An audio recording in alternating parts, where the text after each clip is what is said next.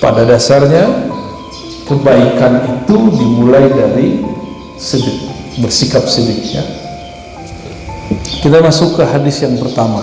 Bismillahirrahmanirrahim. Sebelumnya mari kita baca surah Al-Fatihah. Semoga Allah memberkahi yang hadir semuanya, siapapun yang mendengarkan, baik jauh ataupun dekat, online ataupun offline, dan juga guru-guru kita, wabil khusus Sayyidina Nabi sallallahu alaihi wasallam. Ya, Al-Fatihah. A'udzubillahi minasyaitonir rajim. Ya kenapa ya? Syaratul ladzina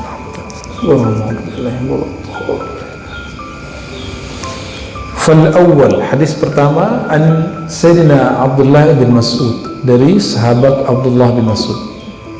Abdullah bin Mas'ud ini diperkirakan wafatnya tahun 33 Hijriah, barengan dengan Sayyidina Utsman. Lebih dulu beliau. Sayyidina Abdullah bin Mas'ud mempelajari Al-Quran lebih dari 70 surat langsung dari Rasulullah SAW. Dan beliau hafal, bukan baca teks. Abdullah bin Mas'ud. Sempat terjadi pergesekan sedikit dengan sahabatnya, itu Utsman, ketika Sayyidina Utsman mengatakan salim mushaf. Lalu Sayyidina Utsman membakar mushaf-mushaf selain yang dia punya, yang dicatat sekitar 6 mushaf. Terjadi konflik dengan Abdullah bin Mas'ud. Tapi konflik itu hanya sebentar.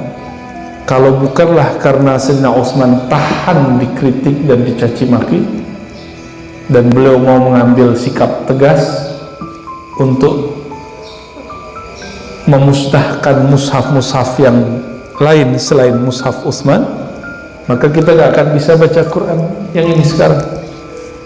Jadi ini sejarahnya panjang sekali, dan saya sampai hari ini masih ngajar ini untuk kelas pasca sarjana. Ya, untuk pasca sarjana kita masih membedah kok bisa orang di zaman itu nulis dan Quran akhirnya final seperti ini. Itu sejarahnya panjang sekali, ya, sangat-sangat panjang. Sehingga dulu ada orang-orang Mesir mengisukan aneh-aneh terhadap Sayyidina Utsman, dianggap Sayyidina Utsman ini menista agama, dianggap diktator. Akhirnya Sayyidina Utsman datangin mereka di musim haji dan minta mereka untuk memperjelas maksud kalian apa, mengatakan saya begitu. Langsung ditodong oleh beliau, ya. Selamanya ini Sayyidina Utsman itu gak pernah nodong orang, tapi sekali itu beliau kemudian nantang balik ceritanya, ya. Jarang-jarang, saya jarang menemukan Sayyidina Utsman itu seperti itu, ya. Alhamdulillah kita kemudian berkat Sayyidina Utsman mau dicaci, mau dikritik di zaman itu, kita dapat Al-Quran seperti ini.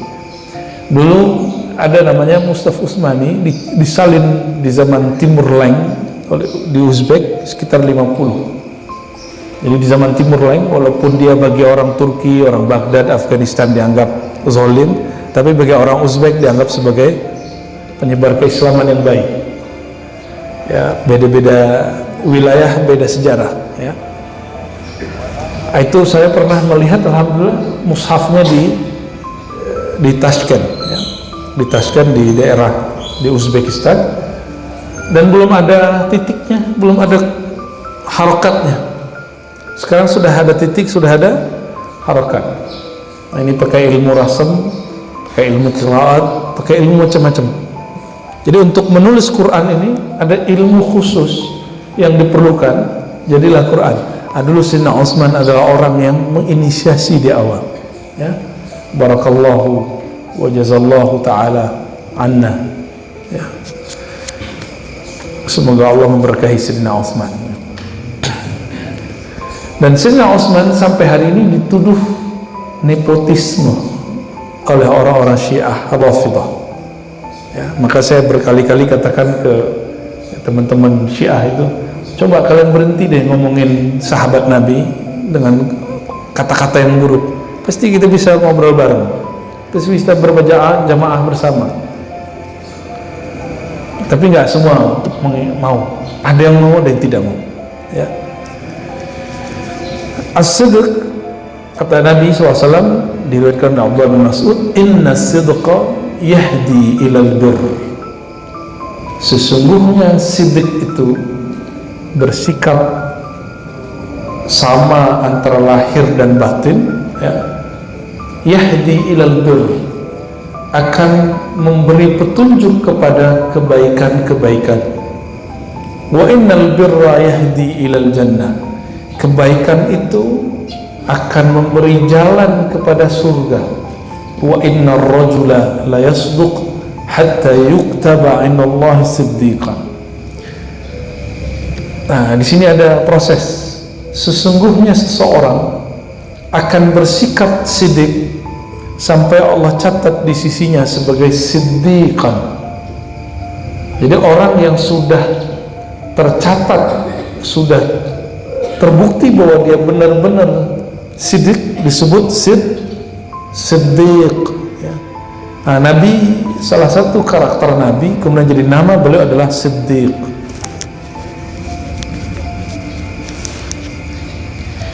Maksudnya apa? Ini kalau orang jujur, sekali dia jujur, dia akan berlatih jujur. Nah, nanti Allah tulis dia siddiqan. Wa innal kadhiba, dibalik, biar faham, Nabi kemudian membalik. Wa innal kadhiba, sesungguhnya kebohongan, yahdi ilal fujur, akan membuka jalan kepada kekejian.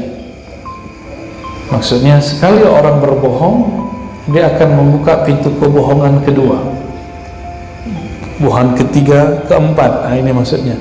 Wa innal fujur, kalau sudah dia buka pintu kekejian, dia sedang membuka pintu ke an-nar, neraka. Hati-hati nih, ada yang kecil terutama. Jujur walaupun dihukum itu lebih baik daripada bohong selamat dari hukuman, ya. Pernahkah Allah tidur? Allah nggak pernah tidur. Maka Allah tidak pernah bisa ditipu. Kalau guru-guru kalian bisa ditipu, bisa ditutup, tapi Allah nggak bisa. Wa inna ar-rajula la yakdhibu hatta yuktaba 'inda Allahi kadzdzaban. Orang kalau pernah bohong sekali, maka dia akan terpaksa berbohong kedua, ketiga, keempat, sampai disebut kadzdzab. Kadzdzab itu bahasa Arab artinya banyak bohong. Dalam bahasa Arab kadzdzab fa'al disebut dengan mubalaghah, fa'il mubalaghah, orang yang bohongnya udah nggak dihitung, ya. Jadi kalau hadis ini diringkas, miftahul jannah as-sidqu, kunci surga adalah sidq, bersikap sidq. Hadis kedua, an Abi Muhammad Al-Hasan bin Ali bin Abi Thalib, dari Abu Muhammad cucu Rasulullah, yaitu Al-Hasan bin Ali bin Abi Thalib. Khusus untuk zuriat Nabi, ulama kita membolehkan kalimat alaihissalam, Hasan alaihissalam, ya. Boleh juga pakai, kalau kayak Sayyidina Ali, karramallahu wajah. Dan itu bukan ajaran di luar ahlus sunnah, masih ahlus sunnah, ya. Nah, yang paling aman radhiyallahu anhuma, ya. Semoga Allah meridhai keduanya. Qala hafiztu min Rasulillah, aku hafal dari Rasulullah, kata Sayyidina Al-Hasan.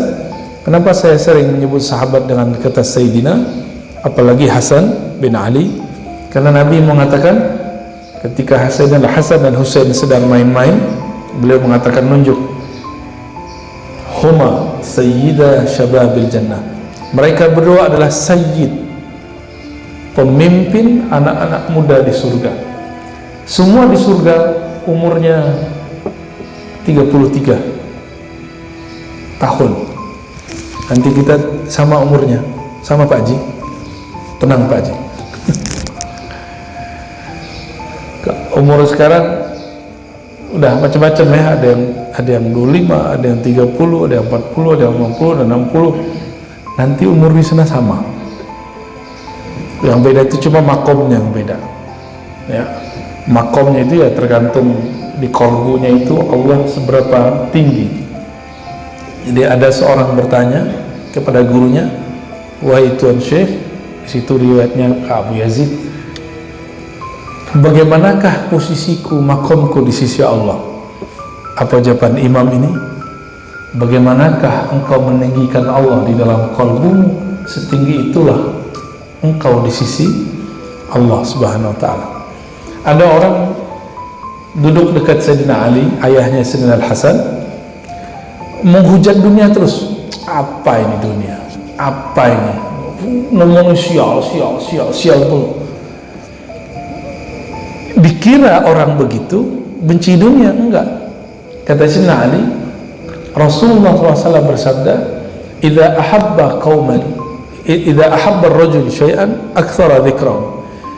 Kalau seseorang suka sesuatu, dia banyak menyebutnya. Ini orang dari awal duduk sampai udah lama yang disebut-sebut dunia sial, dunia laknat, pemerintah zalim, pemerintah sial. Akhirnya hari-hari cuma menghujat. Kata Sayyidina Ali, sebenarnya kamu cinta. Jadi orang yang menghujat dulu Presiden Soeharto, Gus Dur, sekarang Jokowi, ya, sebelumnya Soekarno, itu orang yang cinta sebenarnya sama mereka ya. Karena disebut-sebut mulu, jadi status, jadi diposting. Ya, saya senyum aja, kayaknya dicintai. Orang-orang seperti ini lagi cinta. Kalau dia cinta kepada Allah, pasti dia banyak nyebut nama Allah. Lalu ngapain dia nyebut begitu? Supaya menyembunyikan sesuatu di dalam dirinya. Orang yang hujat-hujat dunia diulang-ulang, berarti ada sesuatu keburukan yang dia sembunyikan dari kalbunya. Mungkin dia cinta dunia. Nah, kalau hujat-hujat pemimpin itu rata-rata ingin disebut pro politik A, B, C, D di sisi orang lain. Hati-hati juga. Itu riya yang tersembunyi. Untungnya duniawi.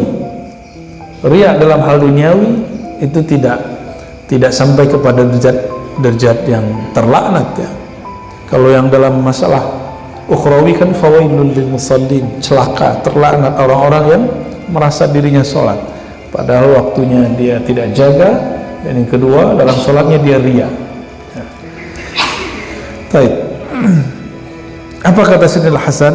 Sayyidina Hasan menghafal ini ketika Nabi sudah mulai sangat sepuh ya, 60-an waktu itu. Nabi itu diangkat bukan karena beliau sakit-sakitan atau tua. Kenapa Nabi diangkat? Kenapa Nabi kemudian wafat? Karena tugasnya sudah selesai. Jadi kapan kita wafat? Kalau tugas kita selesai. Jadi nggak usah khawatir ya, mau pandemi kayak gimana nanti balik lagi. Kalau tugas kita belum selesai gak diambil. Ntar anak saya gimana? Nggak usah mikirin itu ya. Ntar ini gimana? Ntar nggak usah pikirin itu. Kalau tugas selesai, Allah ambil ya. Hafiztu min Rasulillah SAW. Aku hafal dari Rasulullah SAW. Nah, ini ketika Rasulullah sudah mau selesai tugasnya. Maka ini hadis-hadis akhir yang didengar beliau. Da' ma yaribuk ila ma la yaribuk. Ini sudah jadi kaidah fikih. Tinggalkan yang membuat kolbumu gelisah. Raib itu sesuatu yang bikin gelisah dalam kolbu, kepada sesuatu yang tidak membuat dirimu gelisah. Ini terjemahan qalbiyahnya. Kalau terjemahan ahli fikih, tinggal yang ragu, ambil yang engkau tidak ragu. Tapi kalau saya menerjemahkan, tinggalkan yang membuat jiwamu, qalbumu gelisah, kepada hal yang membuat qalbumu mantap. Bagaimana caranya? Ada namanya indikator. Nabi itu kalau ngomong, dulu belum ada namanya tesis, hipotesis gitu ya, belum ada. Tapi Nabi sudah berbicara dengan model itu. Ada kaidah, lalu ada indikator kebenaran dari kaidah itu. Beliau kemudian memberikan indikatornya. Apa kata beliau? Fa inna sidqa tuma'nina. Indikator kamu benar, kamu tidak salah, at-tuma'nina, ada kedamaian, ketentraman di dalam qalb. Saya pernah cerita dulu, mungkin lupa. Dulu waktu saya pernah kerja di satu lembaga keluar kota, waktu itu jam saya rusak atau apa, saya beli jam, masih ingat ya, mungkin ada yang ingat satu dua. Saya beli jam tapi saya lupa itu pakai duit kantor atau duit saya pribadi. Itu seminggu sholat saya gak bisa khusyuk. Biasanya sholat tuh terasa kayak ngobrol dengan Allah. Ini enggak, setiap kali sholat saya biasa masang di sebelah kiri, Allahu Akbar, kepegang gak? Kepegang nih sebelah kiri. Itu kayak dia ngomong, aku bukan dari duitmu. Tapi yang bisikan satu lagi, dari duitmu kok. Seminggu 5 waktu saya tidak khusyuk. Itu harganya cuma 300.000. Zaman-zaman masih mahasiswa, saya sekaligus kerja. Bayangkan 300.000 bikin saya nggak khusyuk. Padahal kalau itu kita kencengin dikit bisa jadi milik saya. Anggap saja itu milik saya, selesai. Dan hukum fikih, hilangkan yang ragu. Tapi dalam bab qalbu enggak, da'ma yaribuk, da'ma. Ada kalimat itu ma itu diartikan sebagai al-asbab allati yuribuk, sebab-sebab apa saja yang membuat engkau ragu, membuat engkau gelisah. Da'ma, maka kata ma dalam bahasa Arab tadi tidak hanya berarti yang, isim mausul, penghubung, tapi di situ ada makna. Apa saja sebab-sebab yang membuat engkau ragu, maka tinggalkan. Akhirnya karena sudah beli, sudah dipakai, yaudah 300.000-nya dibalikin ke kantor. Itu hari Senin saya sholat, saya nangis. Orang kayak kehilangan sesuatu lalu ketemu. Gimana rasanya? Kita suka sesuatu, nggak ketemu dia, tahu-tahu ketemu. Itu bergetarnya luar biasa. Sholat zuhur saya nangis. Itu baru 300.000. Gimana kalau ada orang yang nggak jelas makan duit 3 juta, 300 juta, 3M, 3T? Itu sholatnya gimana tuh dia? Ya, nggak bisa dibayangkan dia sholat kayak gimana. Nah, jadi apa indikator sidq? Ada kedamaian, ketentraman di kolbu. Kenapa? Orang itu tentram jika yang zahir dengan batinnya sama. Jadi kenapa sholat kok masih gelisah? Berarti kolbunya dengan fisiknya belum sama.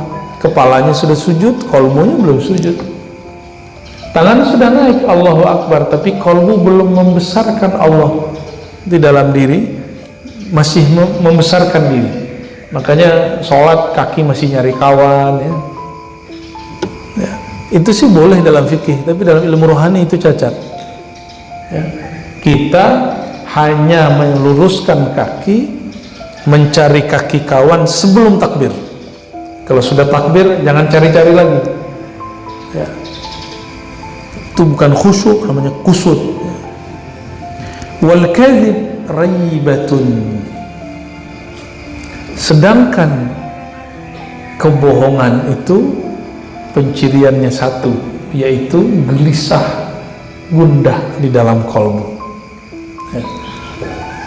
Hadis ketiga dari Abu Sufyan, Sakhr bin Harb radhiyallahu anhu. Hadisnya panjang. Ini dialog Abu Sufyan waktu ia belum muslim. Abu Sufyan ini nggak Islam, cuma gengsi. Dia pengen dihargai sedikit lah. Maka seorang pendakwah memang kadang-kadang harus berdamai sedikit untuk masalah itu. Dia mau nyapa dikit gitu.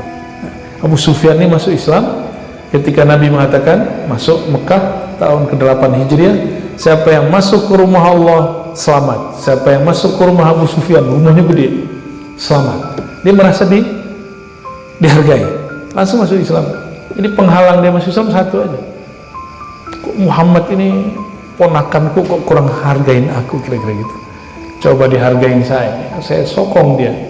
Nah ini Abu Sufyan, ketika dia bawa barang dagangan ke Rum Timur, yaitu Suria, Heraklius dalam bahasa Arab itu Hirokla, ya, itu bertanya, Abu Sufyan, dia belum muslim, fama ya'murukum, apa ajaran orang yang mengaku nabi di kampungmu? Kata Abu Sufyan, ajarannya sederhana, wa'budullah wahdah wa la tusyriku bihi syai'a, sembah Allah jangan syirik, watruku ma yaqulu aba'ukum, tinggalkan ajaran-ajaran syirik orang-orang tua kalian. Hadis ini dipakai oleh kawan saya yang baru hijrah untuk membid'ahkan amalan Ustadz Fadun yang suka ziarah, yang suka tawasul, yang suka yasinan, tahlilan. Itu orang tua-tua kalian ini disuruh tinggalkan. Watruku ma yaqulu aba'ukum, tinggalkan ajaran orang tua kalian. Orang tua yang ada di hadis, yang ada di ayat itu disebut orang tua nenek moyang yang musyrik. Sedangkan tawasul mayoritas umat Islam Ahlus Sunnah itu menganjurkannya, ya. Tabarruk, mengambil berkah, itu hadisnya mutawatir, ada di Bukhari, ada di Muslim. Ingkar itu bisa kufur. Tabarruk itu ngambil berkah rambut Nabi, ya, bekas-bekas Nabi SAW. Kenapa kita sampai hari ini masih muter Ka'bah? Kalau tawaf ngapain? Kalau sholat ngapain ngadap ke sana? Karena tempat itu dulu yang tadinya Nabi menghadap kiblat kemana? Ke Palestina, ke Al-Quds. Di zaman beliau diubah, maka kita sholat menghadap ke kiblat yang sekarang itu tabarruk namanya, mengambil berkah Rasulullah SAW. Kenapa sampai hari ini dianjurkan mencium Hajar Aswad? Kata Sayyidina Umar, hei Hajar Aswad, kamu ini tidak bermanfaat bagiku, tidak ada mudarat bagiku, kecuali karena aku melihat Rasulullah menciummu, maka aku menciummu. Ini Sayyidina Ali, Sayyidina Utsman, Sayyidina Umar, ya. Sayyidina Ali datang, beliau lain ngomongnya, enggak, wahai Hajar Aswad, sebaliknya justru engkau bermanfaat dan bisa memberi mudarat dengan izin Allah. Jadi mereka ini beda ahwal rohani. Jika sahabat dalam torikotnya sudah berlain, ini torikot rohani namanya. Sayyidina Umar torikotnya torikot tauhid. Apa arti tauhid? Torikot itu jalan, hanya mentauhidkan Allah Subhanahu Wa Taala. Sedangkan Sayyidina Ali torikot tabarruk, mengambil berkah, ya. Ini amalannya orang Indonesia, paling senang ngambil berkah, ya, salaman, ya, cium tangan. Dan sekarang kita beruntung, artefak-artefak yang berasal dari Rasulullah sudah banyak nyampe di Indonesia, sudah banyak, ya. Saya pun dapat, tapi saya nggak boleh cerita. Repot orang kalau sudah mencari begitu, kerjanya itu lupa ngaji. Tabarruk itu matlub, itu dituntut, tapi yang lebih tinggi adalah mencari ilmu. Itulah keberkahan yang tidak ada hentinya, ya. Lalu kata Abu Sufyan, itu dalam bab tauhid, ya, orang lupa Nabi itu tidak hanya mengajarkan tauhid. Yang paling mahal, wa ya'muruna bis-shalati was-sidqi wal-'afafi was-silah. Ada 4. Rasulullah itu mengajarkan kami salat, bersikap sidq, afaf, menjaga kehormatan, bisa juga berarti tidak minta-minta, was-silah, ini yang paling mahal, menjaga silaturahim. Ini Nabi itu jaga silaturahim tidak hanya kepada muslim, tapi juga kepada non muslim. Jadi saya berhusnuzon jika ada tokoh agama yang duduk bersama dengan lintas agama, barangkali dia masuk ke bab silah, ya. Barangkali itu bagian dari cara dia berdakwah, ya. Kita nggak usah tuduh dia liberal, plural, ya. Allah maha tahu isi kolbunya.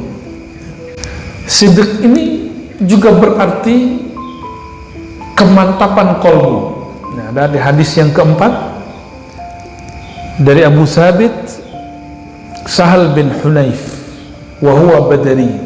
Dia termasuk orang yang ikut perang Badar. Orang yang ikut perang Badar itu jumlahnya tidak banyak, hanya 313, sejumlah dengan para rasul. Apa artinya? Ahlul Badar adalah pewaris spirit para rasul yang 313. Maka Nabi mengatakan, "I'malu ma syi'tum fa inna Allah qad ghafara lakum." Kalian suka-suka, Allah sudah hafal, sudah ampuni semuanya, ya. Apa kata Nabi sallallahu alaihi wasallam? "Man sa'alallahu ta'ala syahadata." Siapa yang minta dimatikan dalam keadaan syahid. Syahadah itu syahid, menyaksikan Allah. Bisidqin, dengan kemantapan hati. Ballaghahu Allah Ta'ala manazil asy-syuhada.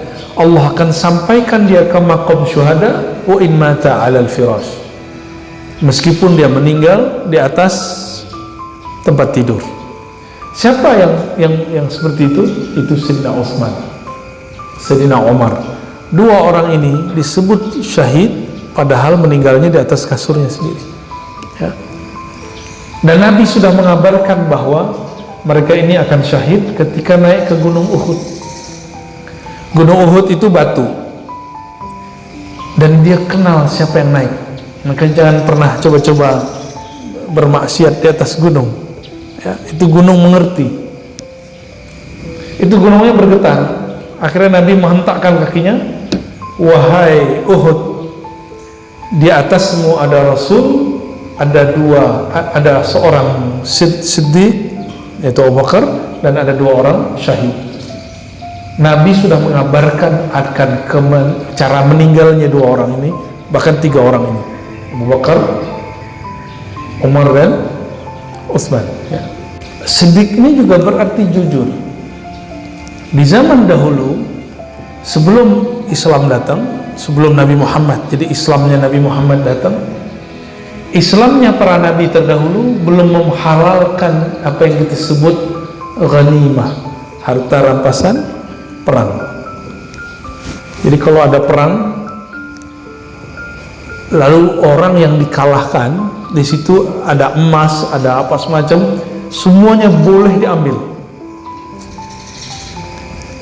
Itu di zaman Nabi SAW. Sebelum Nabi Muhammad SAW, ghanimah haram diambil.